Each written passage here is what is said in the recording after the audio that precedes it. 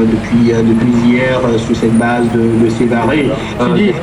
Étant donné l'urgence de la situation, la question c'est est-ce que les Français seraient prêts à intervenir directement aux côtés de l'armée malienne sans attendre le déploiement à terme qui risque de prendre des mois de cette fameuse force d'intervention internationale? Sur le plan politique, déclaration très claire du président français, François Hollande, aujourd'hui lui-même, qui dit que la France est prête à répondre à la demande adressée par le président intérimaire malien, M. Traoré, et rappelle également que la résolution du Conseil de sécurité votée le 20 décembre dernier, en réalité, autorisait non seulement le déploiement d'une force africaine, mais cela prendra plusieurs mois, mais cette résolution autorisait déjà une assistance de toute nature à l'armée malienne, et il y avait une demande du Conseil de sécurité à tous les États membres qui peuvent apporter effectivement un soutien à l'armée malienne en termes de logistique, en termes d'entraînement, etc. Et donc, pas de participation directe au combat de la part des Français. Politiquement, côté français, les déclarations jusqu'à l'accélération, disons, des événements ces derniers jours allaient dans le sens effectivement de l'absence d'un engagement de militaires français sur le terrain des opérations. Le président français soulignait à plusieurs reprises qu'il n'était pas question effectivement d'engager des militaires français sur le terrain.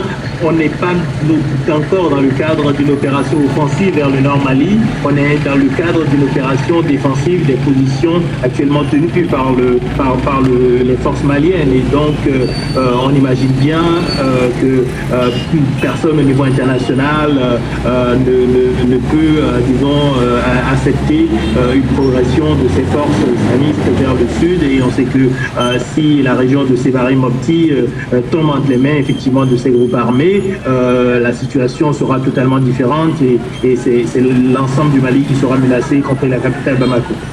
Et est-ce que on peut parler d'une offensive islamiste vers le sud, et pourquoi une telle offensive? Est-ce que le nord ne leur suffit plus?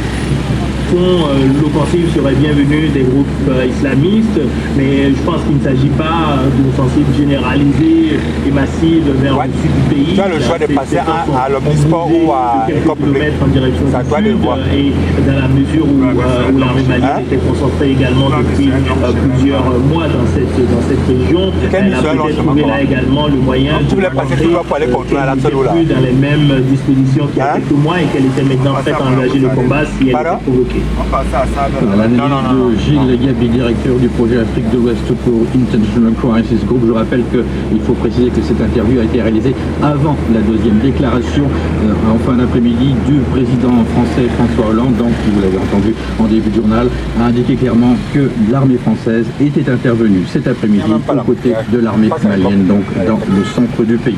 Et puis cette autre information qui vient de nous parvenir, l'état d'urgence est entré en vigueur au Mali, où l'armée est engagée dans cette offensive donc contre les groupes islamistes armés. La décision a été prise lors d'un conseil des ministres extraordinaire compte tenu de la situation actuelle. C'est ce qu'a affirmé le porte-parole du gouvernement. Des détails plus tard dans ce journal.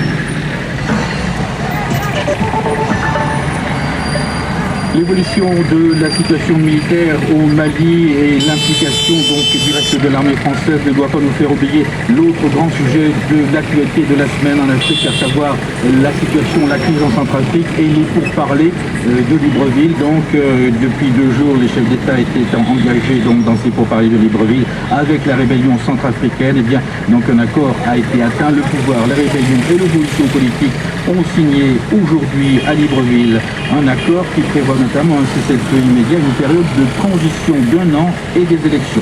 Jean Jaffray a contacté notre envoyé spécial à Libreville, Placide Mouingana. Il revient sur les principaux points de cet accord. Ce qu'il y a d'abord, c'est qu'un gouvernement d'union nationale de transition va être mis en place directement. On parle même de demain, puisque le président Bozizé a invité ses opposants à rentrer avec lui et à mettre en place le gouvernement dès demain. Et ce gouvernement sera chargé d'organiser des élections dans une période de 1 an. Donc 1 an qui correspond à la transition. Donc des élections législatives pour recomposer le Parlement.